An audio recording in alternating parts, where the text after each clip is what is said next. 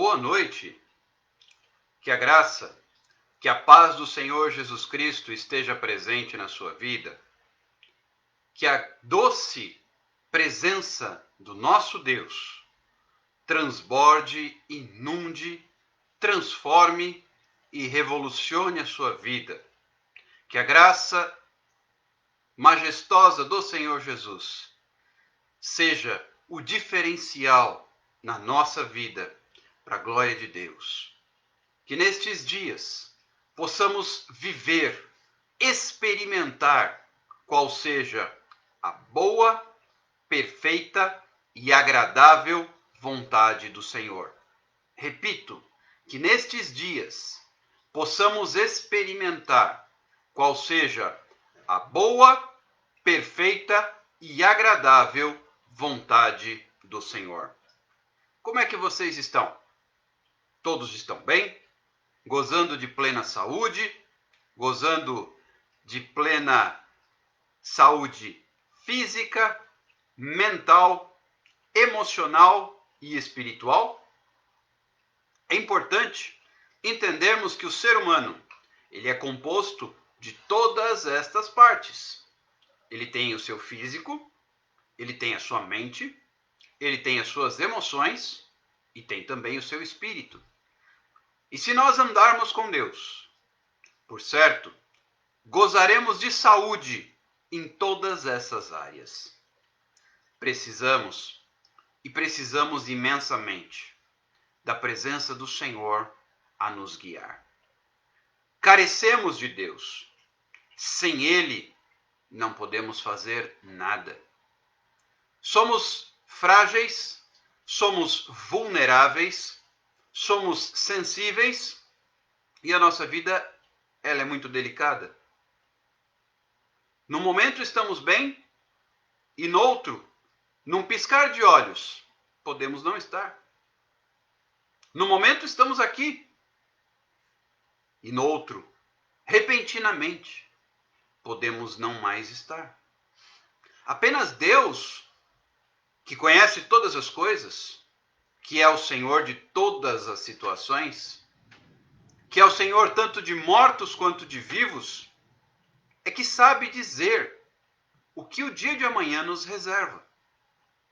São agora 22 horas e 3 minutos do dia 6 de junho de 2020. Podemos afirmar o que será de nós no romper deste novo dia que se aproxima? Podemos afirmar como estaremos no próximo domingo? Daqui a menos de 2 horas? Evidente que não. Isto só traz ainda mais a certeza de que nós precisamos urgentemente da presença do Senhor em nossa vida. E nós temos aqui trazido estas palavras com muita determinação e também com muita fé, a fim de que juntos possamos encontrar as respostas que precisamos nas Escrituras Sagradas. No texto da Bíblia estão reveladas as nossas dúvidas e também o que nos aguarda. Se nós olharmos para a palavra de Deus, encontraremos nela respostas. Respostas que o mundo não é capaz de dar. Respostas que a humanidade não é capaz de dar. Porque só Deus pode preencher o vazio da nossa alma. Nós falávamos sobre isto ainda nesta semana.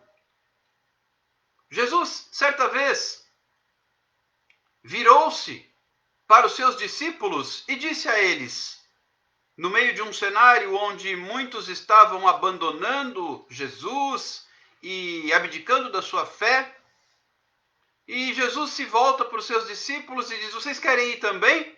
E Pedro, Simão, aquele que nós falamos esta semana, que foi convidado por Jesus Cristo a segui-lo, a fim de que deixasse de ser pescador de peixes e se tornasse pescador de homens? Pois bem, este Simão, Pedro, respondeu para Jesus: Mestre, para onde nós iremos, se somente tu tens palavras de vida eterna? Quero iniciar o nosso tempo juntos hoje, neste sábado, dia especial de bênção e de vitória, com esta indagação: para onde nós iremos, se somente o Senhor tem palavras de vida eterna? Para onde você vai? Para onde eu vou? Se só Jesus tem palavras de vida eterna. Existem muitas palavras no mundo por aí fora, mas nenhuma delas são palavras de vida eterna. E você e eu precisamos de palavras de vida eterna, porque somos seres eternos. Nossa alma é imortal. O corpo? Não, o corpo é mortal. Este corpo é perecível. Ele é passageiro, efêmero. Este corpo se vai rapidamente. Em algumas décadas já está bastante deteriorado. Mas a alma que dentro deste corpo habita, assim como o seu espírito, são eternos. E onde é que nós vamos passar a eternidade? Eis a questão. Para onde nós iremos, se somente Cristo tem palavras de vida eterna? Eis o ponto. Pedro foi exatamente no cerne da questão. Para onde é que nós vamos, se só Jesus tem palavras de vida eterna? E nós temos aqui repartido nos últimos dias palavras especiais, palavras poderosas, revelações profundas, tentando nos desconectar um pouquinho de tantas notícias, de tantos problemas, de tantas questões de problemas de saúde, crise sanitária, pandemia, crise política, crise econômica, crise. É hora de falarmos de Cristo. Cristo, que espera de nós uma posição. Lembra da palavra que repartimos 3 dias atrás acerca do profeta Jeremias, que ouviu do Senhor uma voz, uma direção, uma palavra clara: vai até a casa do oleiro e lá eu falarei com você. E lá chegando, quando o oleiro moldava o barro com as suas mãos, Deus começou a falar com ele. No momento em que aquele vaso ele se deforma, então o oleiro é obrigado a começar de novo, amassar de novo o barro e recomeçar o trabalho. Aí Deus fala com Jeremias e diz assim: será que eu não posso fazer isso também com o meu povo? Recomeçar. Eu não tenho dúvidas que Deus está te dando uma oportunidade para recomeçar. Ouvia ontem a ministração através de uma outra live de um outro pastor que dizia o seguinte: a crise é um momento de oportunidade, mas engano é daquele que não está fazendo nada e acha que vai haver mudança durante a crise na sua vida. Até porque isso seria injusto, e o nosso Deus não é um Deus injusto. Há muitas pessoas que passaram aí, nós já estamos pelo menos aqui no Brasil, há mais de 60 dias, 70 dias aí numa situação de quarentena. Agora estão flexibilizando essa quarentena. Então, vamos arredondar aí praticamente 3 meses. Engana-se quem passou durante 3 meses sem fazer nada, só maratonando série na televisão, ou deitado, dormindo, e vai colher alguma coisa. Queridos, você não colhe aquilo que você não plantou. Existe uma lei que se chama lei da semeadura. Aquilo que o homem semear, isto também ceifará. Ele vai colher o que ele plantar. Tem muita gente plantando coisas excelentes durante esta crise. E vai colher. Porque no momento em que a crise passar, aquele que estiver centrado, aquele que estiver preparado, aquele que plantou durante a crise, vai colher depois dela. Aquele que semeou durante a pandemia vai colher depois dela. O que você está semeando? O que você semear, você vai colher. E se você não semear nada, é evidente que não vai colher nada. E se semear só coisas fúteis, só vai colher coisas fúteis. Precisamos ter diligência nas nossas atitudes. Será que Deus não pode fazer conosco exatamente como o oleiro fez com aquele barro? Um recomeço?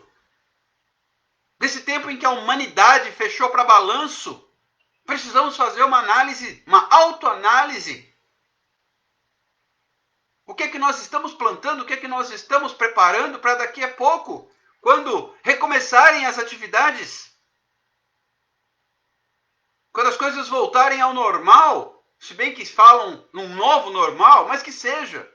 Quando recomeçarmos, como será o seu recomeço? Deus está te dando a oportunidade de um novo recomeço. E então, 2 dias atrás falávamos acerca da pesca maravilhosa, na qual Jesus fala para Simão, lance as redes novamente. Simão responde, mestre, havendo pescado a noite toda, nada apanhamos, mas sobre a tua palavra lançaremos as redes. E o resultado é que eles pescaram tanto peixe que o barco, as redes já se rompiam, o barco não era capaz de dar respaldo para a quantidade, o volume do pescado. Chamaram outro barco que estava na praia para ajudar e os dois quase afundavam de tanto peixe que havia naquele cardume. Mas é sobre a sua palavra, disse Simão, que nós lançaremos a rede. É sobre a palavra de Deus que nós vamos lançar a nossa vida para um novo recomeço. E ontem, quando falávamos acerca de Davi, que errou, que se atrapalhou, que meteu os pés pelas mãos, promoveu um recenseamento em Israel e Judá contra a vontade do Senhor, isso trouxe consequências, mas ele se arrependeu, e na sua ação de arrependimento ele foi ofertar ao Senhor, e se posicionou de modo a não ofertar a Deus um sacrifício que não lhe custasse nada, pagando por preço justo aquela terra, aqueles bois, a lenha, para fazer ali o altar do sacrifício. E isso fez com que a praga cessasse. Lembram-se dessas ministrações? Vocês que têm dedicadamente estudado as palavras que a gente tem compartilhado e lido os textos, as referências bíblicas. Lembram-se disso? Pois bem, é tempo de nós recomeçarmos. Há 20 anos atrás, olha que interessante, nós tínhamos um programa numa rádio aqui em Praia Grande, cujo nome do programa era Tempo de Reconstruir. Tempo de Reconstruir, isso há 20 anos. Lá pelos idos de 99, 2000, 2001. E nesse período, nós lançávamos justamente essa proposta. E o tempo passou, mas a palavra se mantém atual. É incrível como a palavra de Deus não perde a sua atualidade. E nós vivemos hoje um tempo de reconstruir. Tempo de recomeçar. Tempo de lançar as redes. E eu quero hoje falar a respeito de mudança, de arrependimento, de recomeço, de conserto, de aliança na palavra de Deus. Mas antes, aqueles que já estão aqui comigo, a Dulce, a Suzana, o Leonardo, o Rodrigo, bem-vindos, Deus abençoe. Bom ter vocês aqui com a gente outra vez. Como é que vocês estão? Faço votos que estejam todos gozando de plena saúde e graça.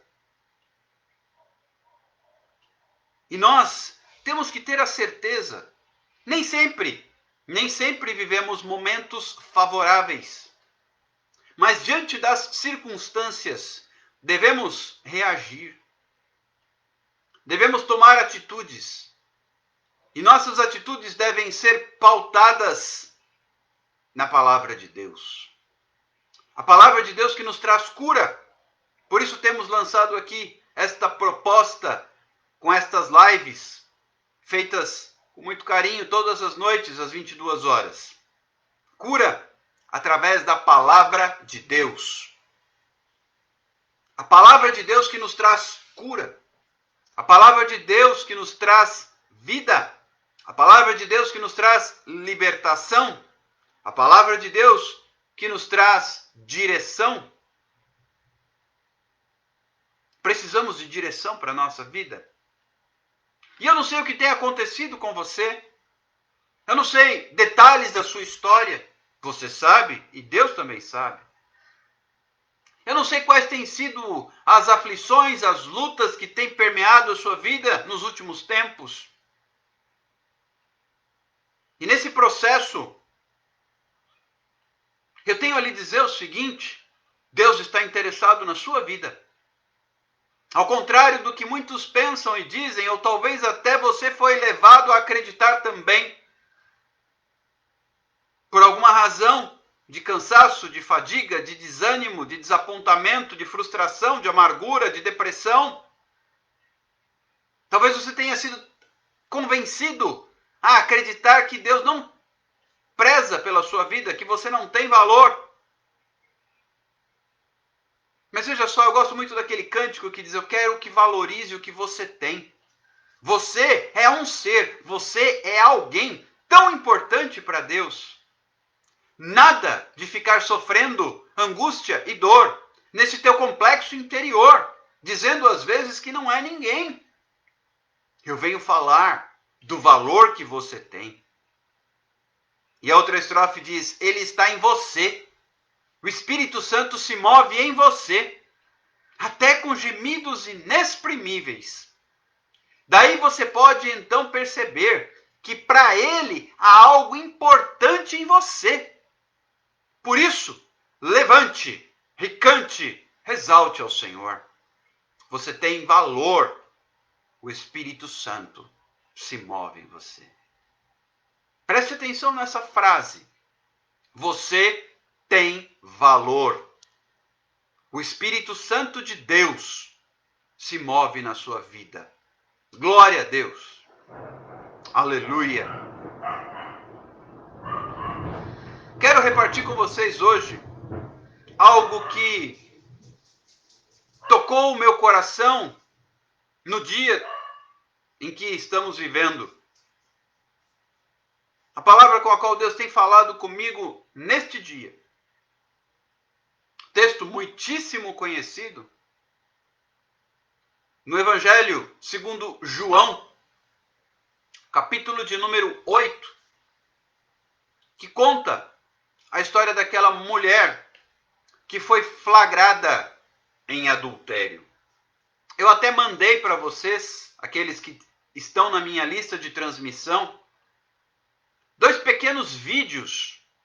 Um deles, uma pregação da pastora Helena Tanuri, um trecho de alguns minutos apenas, no qual ela aborda este episódio. E o outro, um trecho da novela Jesus, exibida pela Rede Record, algum tempo atrás, no qual é encenado exatamente este episódio. Encaminhei na minha lista de transmissão e também compartilhei na timeline do Facebook. Está à disposição, e se alguém porventura não recebeu e quiser só se manifestar, que eu mando esses 2 pequenos vídeos. E dentro dessa linha, eu gostaria de ler com vocês alguns versículos da palavra de Deus. João capítulo 8, começando pelo versículo de número 2, onde está escrito assim: De madrugada voltou novamente para o templo, e todo o povo ia ter com ele, e assentado os ensinava. Os escribas e fariseus trouxeram à sua presença uma mulher surpreendida em adultério, e fazendo-a ficar de pé no meio de todos, disseram a Jesus: Mestre, esta mulher foi apanhada em flagrante adultério. E na lei nos mandou Moisés que tais mulheres sejam apedrejadas. Tu, pois, o que dizes? Isto diziam, tentando-o para terem de que o acusar. Mas Jesus, inclinando-se, escrevia na terra com o dedo. Como insistissem na pergunta, Jesus se levantou e lhes disse: aquele dentre vocês que estiver sem pecado, seja o primeiro que lhe atire pedra. E tornando a inclinar-se, continuou a escrever no chão. Mas ouvindo eles esta resposta, preste atenção, e acusados pela própria consciência, foram se retirando um por um, a começar pelos mais velhos até aos últimos, ficando só Jesus e a mulher no meio onde estava.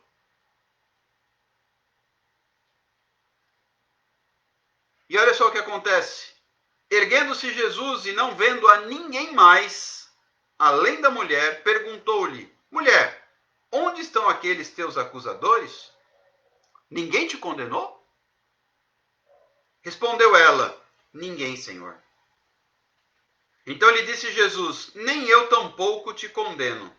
Vai e não peques mais. Esse texto é muito conhecido, mas algo na palavra de Deus, em algum momento, sempre nos salta aos olhos. E eu quero repartir com vocês, na noite de hoje, o que me saltou aos olhos quando hoje meditava acerca da palavra de Deus neste texto. Primeiramente, vamos entender a situação. Jesus, como de costume, chegou de madrugada no templo e ali estava assentado ensinando. E os fariseus, os conhecedores da lei, aqueles que se achavam santos, aqueles que se achavam autoridades, aqueles que se achavam melhores do que os outros, viviam questionando, duvidando, com incredulidade e perseguindo a Jesus. E neste contexto, eles sempre estavam à procura de ocasião para terem com que acusar Jesus, porque Jesus era perfeito. Iam acusar Jesus de quê? De curar? De fazer milagres? Prodígios? Sinais? Por fim, ele acabou sendo crucificado com uma acusação extremamente descabida, que até Pôncio Pilatos, governador romano, ficou inquieto e desconfortável com a sentença. Ele só o fez porque o povo bradou e exigiu. Tanto que ele lava as mãos, falou: sou inocente do sangue desse homem. E depois os próprios judeus dizem que caia sobre nós e sobre nossos filhos o seu sangue. Mas enfim, eles buscavam a ocasião para terem com que acusar a Jesus, um homem irrepreensível. E então, Jesus estava ali e eles trouxeram. O texto traz algumas informações preciosas e alguns detalhes valiosos. Eles trouxeram perante Jesus uma mulher que foi pega em flagrante adultério. Vamos entender o que seria isso. Primeiro, a lei de Moisés determinava que ambos fossem apedrejados, os adúlteros, não só a mulher. Já começa por aí. E eles trouxeram a mulher. Agora imagine a situação daquela mulher. Se ela foi flagrada no ato do adultério, ela não estava vestida, ela não estava paramentada, nada disso. Se ela foi flagrada, por óbvio que ela estava despida, cabelos soltos, isso por si só já era um sinal de vergonha naquela cultura, porque a mulher precisava guardar os seus cabelos, sob pena de ser considerada de má reputação. E mais, no meio daquela multidão, ela é acusada. Imagina a vergonha. Imagina o sentimento de vergonha, de fragilidade daquela mulher. Há quem imagine que Jesus passou a escrever no chão para ver se tirava um pouco o foco das pessoas, da mulher, para que ela pudesse tentar se recompor. Não há evidência disso, mas é plausível, não? Jesus, benigno, misericordioso que é. Não digo que era, porque ele está vivo, então ele é. Sua bondade dura para sempre. E então, para testá-lo, aqueles homens chegam para Jesus e falam: olha aí, o que é que o senhor tem a dizer? Eis essa mulher, flagrada em adultério. A lei de Moisés nos diz que ela deve ser apedrejada até a morte. O que é que o senhor nos diz? Jesus começa a escrever no chão.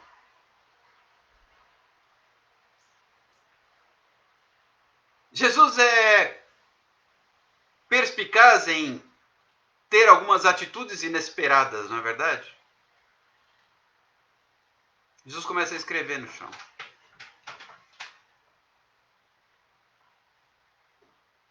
Indiferente a tanta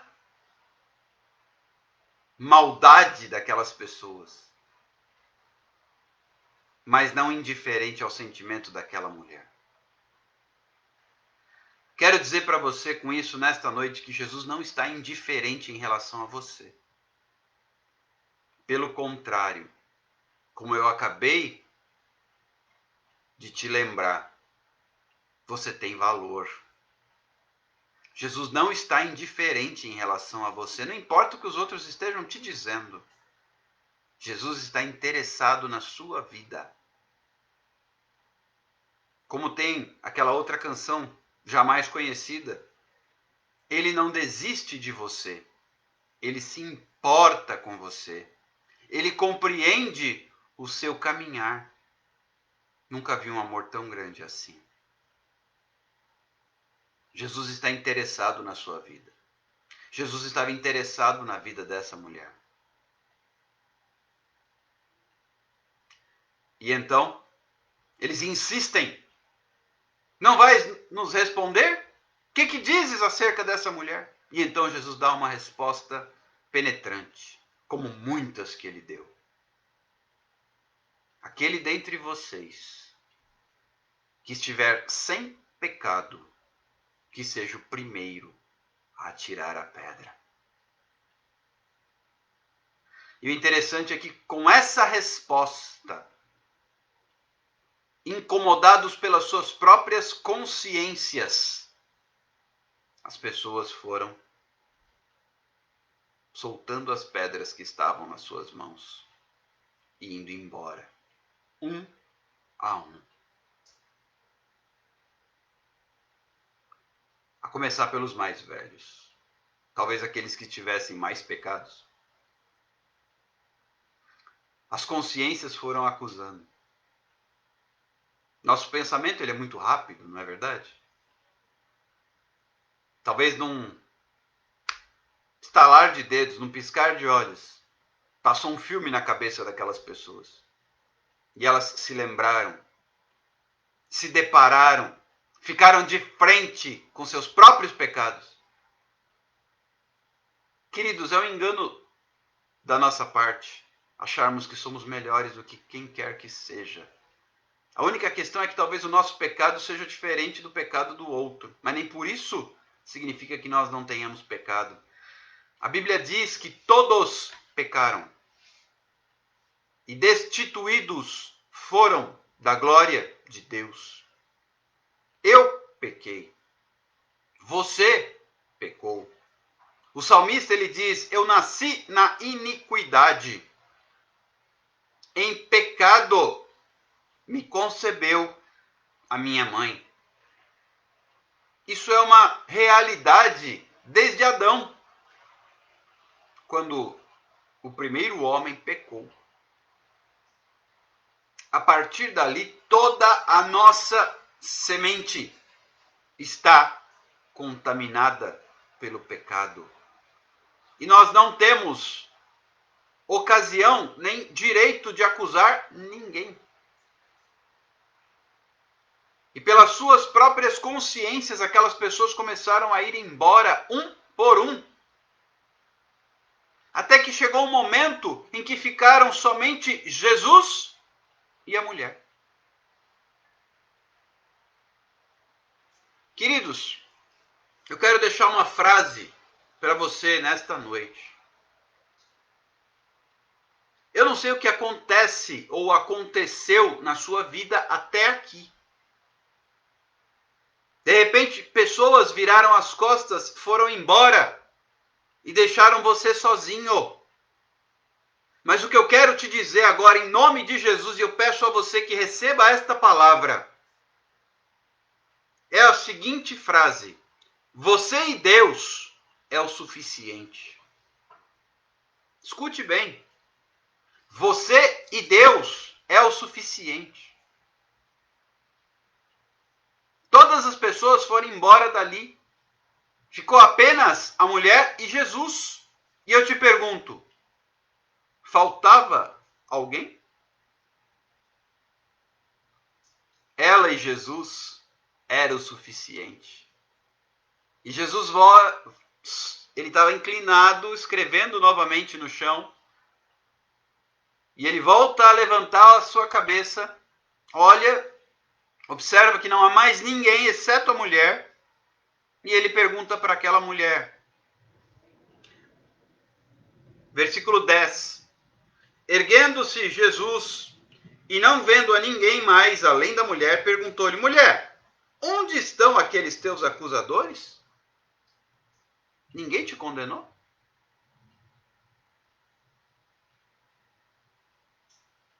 E ela responde: Senhor, ninguém. E Jesus diz para ela: eu também não te condeno. O único que poderia atirar pedras, o único que estava sem pecado, era Jesus. E Jesus, ele não veio há 2000 anos atrás, ele não veio julgar. Ele virá como juiz, mas este momento ainda não chegou. Ele veio para salvar e dar a sua vida em resgate de muitos. Jesus não estava ali para condenar aquela mulher. A Bíblia foi tão cuidadosa que sequer deixou registrado o nome daquela mulher. Não há registro. É a mulher que foi flagrada em adultério, que não foi condenada por Jesus. E quando Jesus então estava com ela, somente os dois, veio o comando, vem a direção. Vá e não peques mais. Queridos, você e Deus é o suficiente. Muitas vezes você fica esperando que outras pessoas estejam por perto. Não. Você e Deus é o suficiente. Não precisa mais ninguém. Esta é a mensagem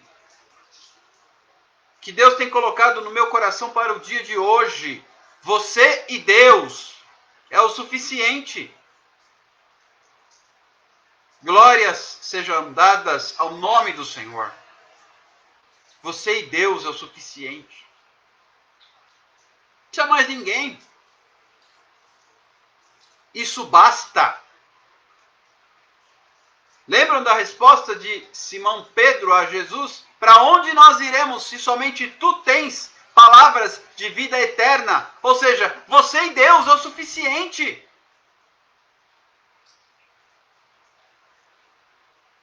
Não precisa mais ninguém.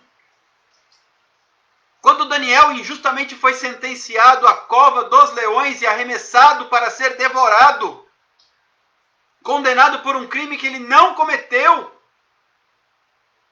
e ficou frente a frente com um leão faminto, ele, Deus, foi suficiente. Porque o anjo do Senhor apareceu e fechou a boca do leão. Quando aqueles 3 jovens, também condenados injustamente a serem mortos numa fornalha de fogo ardente, que 7 vezes mais foi aquecida, dada a fúria de Nabucodonosor, o rei, porque aqueles 3 jovens simplesmente se recusaram a adorar a estátua que o rei havia construído. Eles foram jogados ali dentro e o que acontece? Eles e Deus foi suficiente. Todo mundo adorou aquela estátua para não morrer. Ficaram só eles. Todos se curvaram e só os 3 ficaram de pé. Sadraque, Mesaque e Abednego. Mas eles e Deus foi suficiente.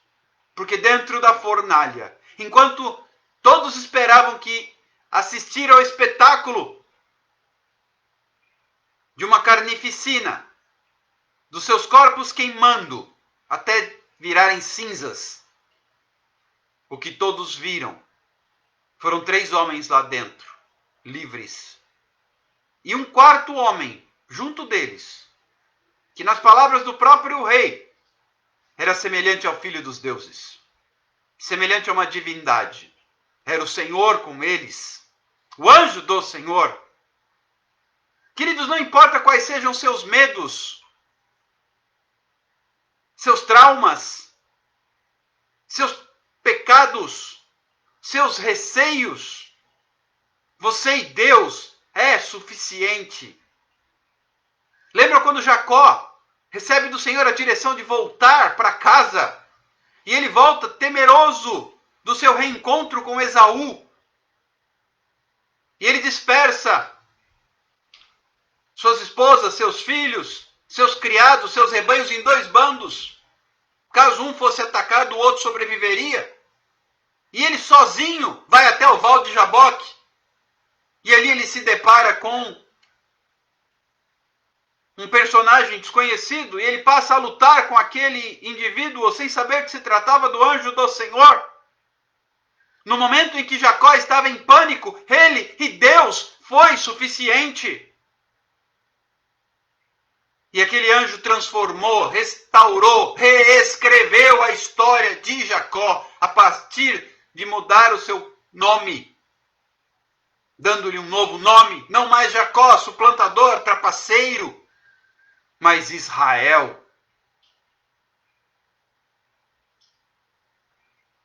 Anos antes, quando Jacó estava fugindo para as terras do seu tio Labão, e ele faz uma pedra como travesseiro e se deita e dorme,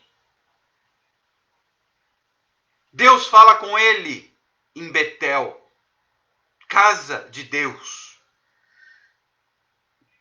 Ali também, como Jacó, quando desperta do sono, ele fala: Deus estava aqui e eu não sabia. Jacó estava começando ali a experimentar que não era mais somente o Deus de Abraão e de Isaac, era o Deus de Abraão, de Isaac e de Jacó. A promessa de Deus estava sobre ele, e ele e Deus era suficiente. Eu não sei quais são os desafios que estão à sua volta hoje, mas eu posso te dizer, em nome do Senhor Jesus, recebe essa palavra aí, você e Deus é suficiente. Agora você precisa estar com Deus, senão não será suficiente.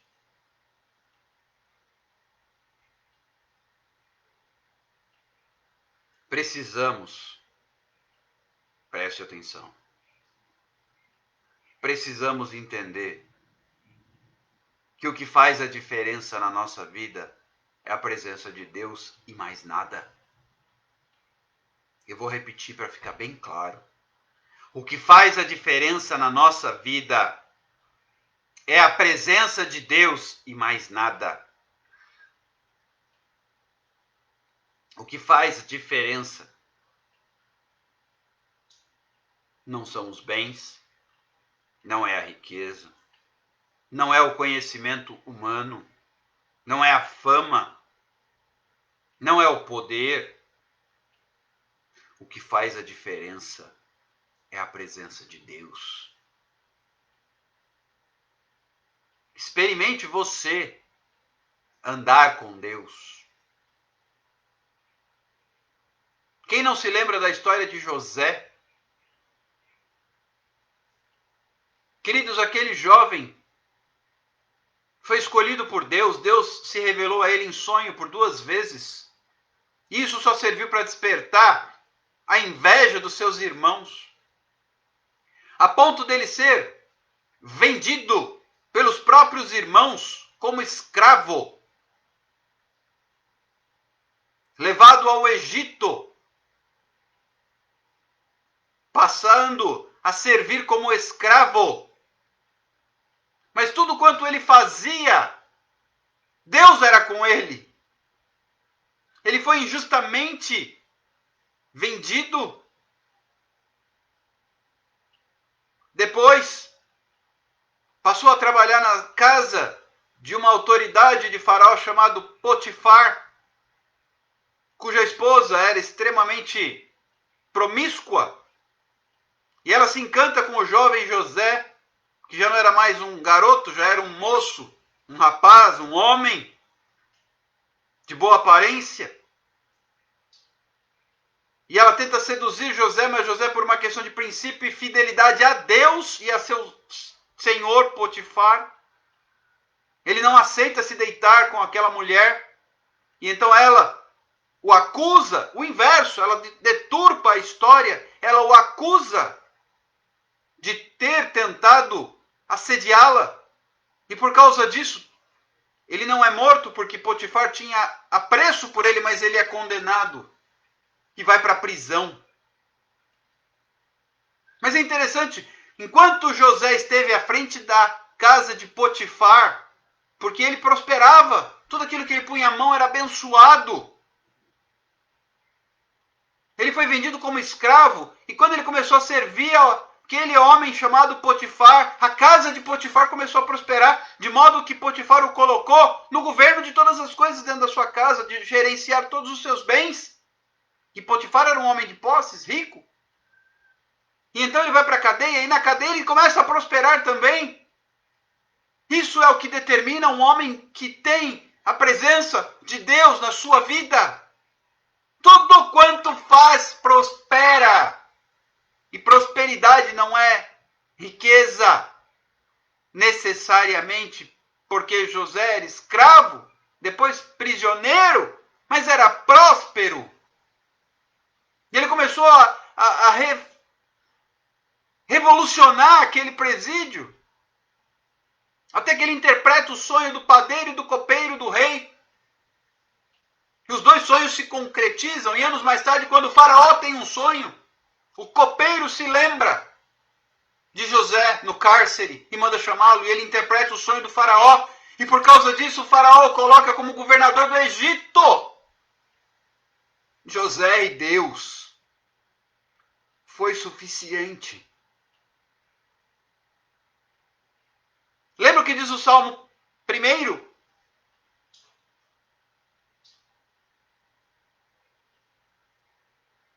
Será como árvore plantada junto aos ribeiros das águas, cujas folhagens não murcham, que dá o seu fruto na estação própria, e tudo quanto faz prospera. Esses são os justos. Você e Deus, aleluia, é suficiente. Não precisa mais nada.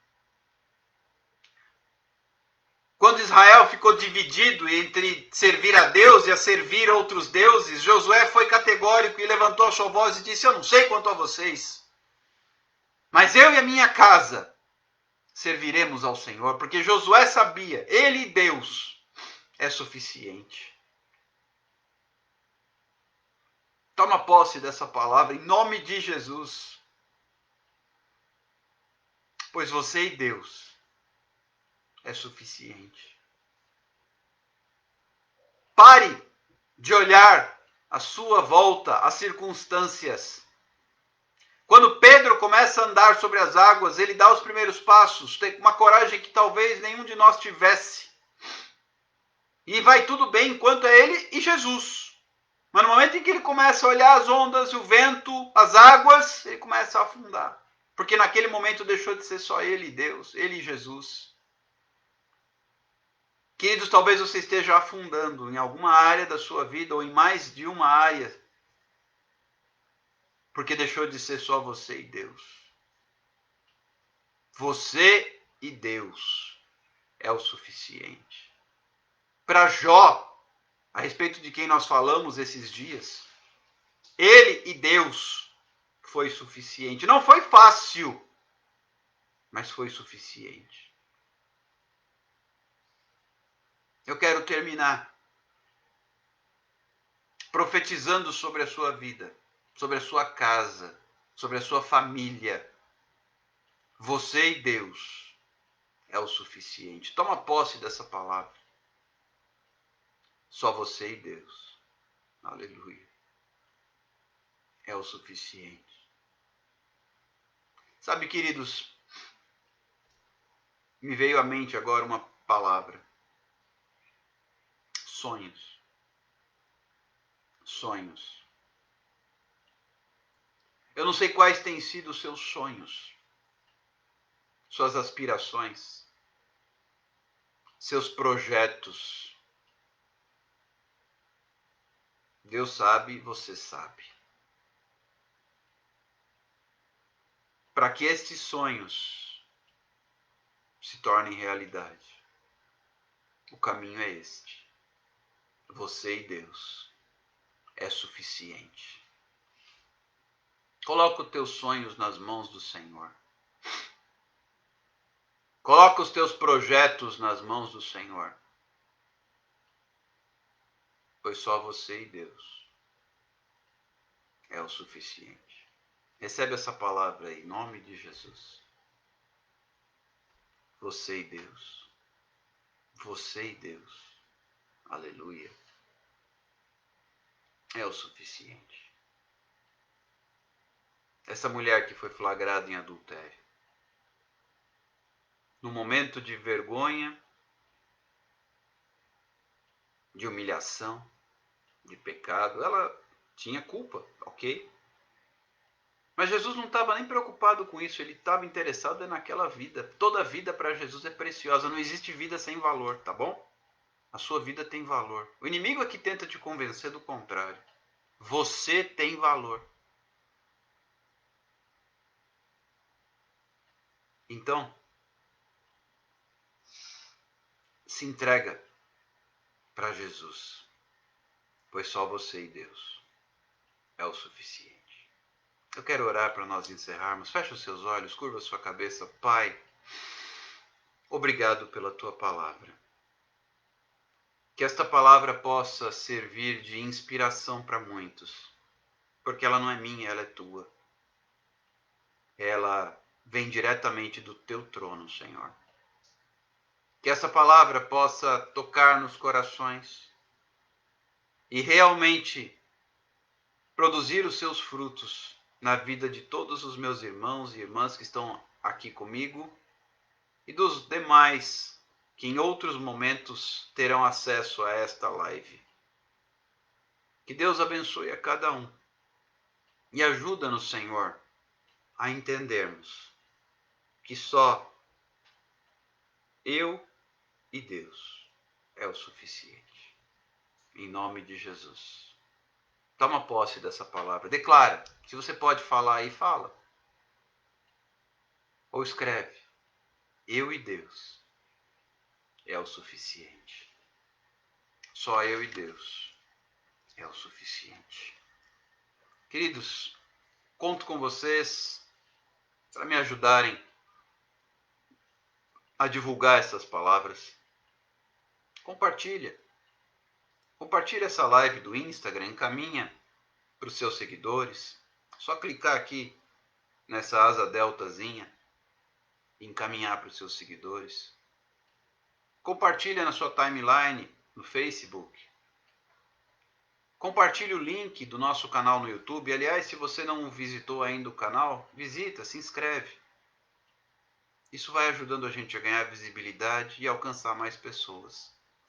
Só esse é o intuito. Alcançar mais pessoas através da palavra de Deus. Deus te abençoe. Um forte abraço, um beijo carinhoso. Tenha você um excelente domingo. E amanhã a gente se encontra de novo, se Deus permitir, nesse mesmo horário. Até lá, fique com Deus. Um abraço, um beijo. Tchau, tchau.